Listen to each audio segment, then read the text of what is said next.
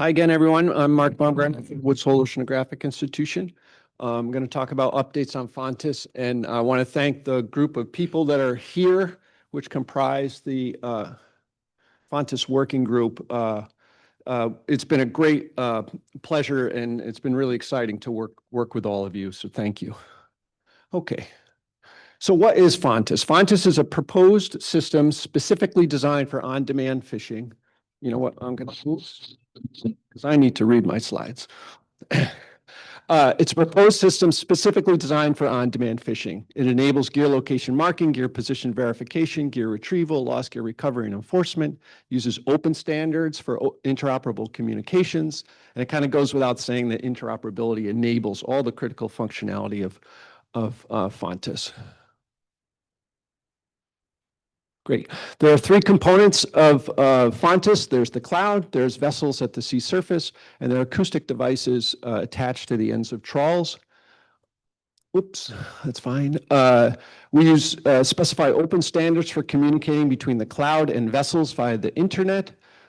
That's what most people are thinking about when they talk about interoperability in our community. But as Bud pointed out, there's another aspect of interoperability, and that's communication between vessels and devices on the sea floor. So Fontis specifies open standards for communicating between vessels and those devices. Okay, so there's three types of gear location marking. I talked about this yesterday. There's surface GPS marking, ranging, and directional ranging. If you want to know more about ranging and directional ranging, which are acoustic localization techniques, I did a webinar on this last year, and I encourage you to go see that at ropeless.org. Fontis supports any of these localization methods or a combination of them. You don't have to be using one, and two fishermen can be using two different types of localization right next to one another. It's no big deal. Come on. And ranging and directional ranging is used for community localization, similar to what Brendan was talking about with Capri. Okay, so I'll just go through some of the functionality. Gear retrieval and enforcement. So Fontis standardizes triggering of releases, which allows fishers to have a variety of manufacturers' gear in their inventory, but only a single vessel-based system that can trigger them all. It allows enforcement to use a single vessel-based system to trigger any manufacturer's release. We've heard a lot of talk about the universal deck box. This is every deck box becomes a universal deck box if you have open standards for acoustic communication. And it preserves manufacturer proprietary functionality with vendor-specific messages. This is something that came out of the Fontis working group that was not in the original specification for Fontis, which was, I think, is a fantastic addition. And it also allows authenticated communications for querying and releasing gear by gear owners, owner-authorized third parties, and enforcement. Okay, so for community-based gear, lost gear discovery and recovery, any vessel can help identify lost gear regardless of what manufacturer's gear they use. So you could help find my gear if it goes lost, and I can help find your gear if it goes lost, even if we're using different manufacturers' devices. Lost gear discovery occurs automatically. The fisherman doesn't do anything. It just all happens in the background. And also in the background, if lost gear is found, gear owners are automatically notified of lost gear discovery via the cloud. Okay, one aspect of Fontis that I don't talk about a lot, but I think is quite important, is gear position verification. So the cloud directs passing vessels to check in on deployed gear at most once a day to verify the gear is in its reported position. So there's this strange phenomena that's starting to happen. If you pull gear out of the water, but you don't report that to the cloud, that gear stays in the cloud, I guess, forever. And Doug could probably attest to this. There's a bunch of ghost gear in the cloud. And so Fontis has a way of checking up on gear. So it can identify gear that's no longer deployed, and it can discover gear that was deployed but not reported.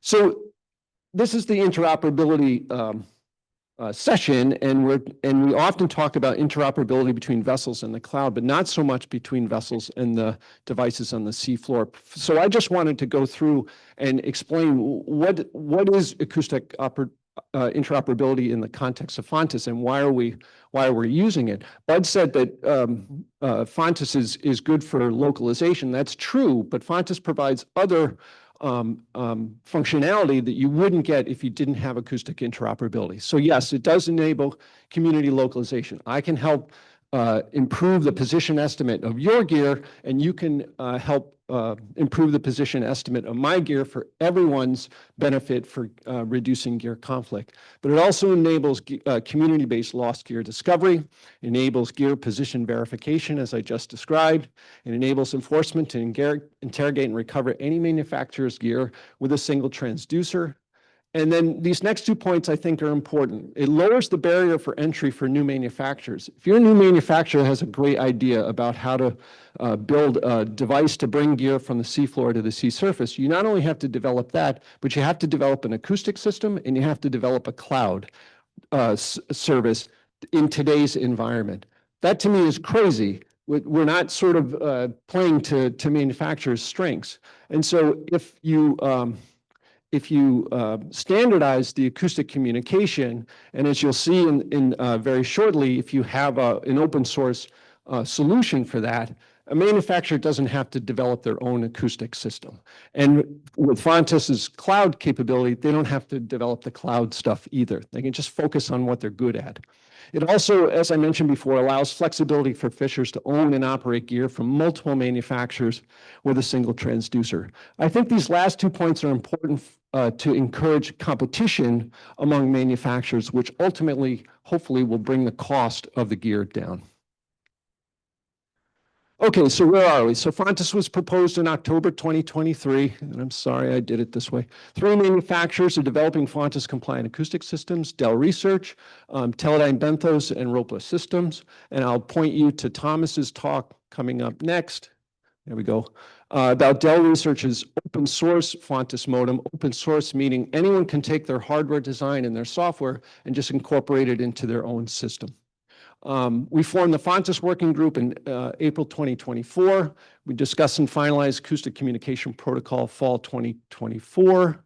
We discussed and finalized the acoustic message definitions in spring 2025. And in my mind, that's the hard part of Fontes. Now manufacturers are developing Fontes compliant acoustic modems. The rest of Fontes is just a whole bunch of programming that I have to do for the cloud and for the vessels. The hard part is really getting all this acoustic stuff done, and it's well underway. So I've been talking with Doug about implementing Fontes, the cloud components of Fontes, and then I've just started beginning development of a HUI-based cloud for sort of for testing and development. And the idea really is, oh, okay, that's fine. You can, my goal is to build out all the cloud functionality in a way that makes it portable to other platforms. HUI is not going to provide cloud services for commercial fishing. So I have to make this sort of in a way that it could be sort of plugged into any other cloud service. So that's the goal. I'm working on developing a vessel-based, what do we call, central command unit. It's the device that sits on the ship that handles all the communication with the cloud and devices on the sea floor.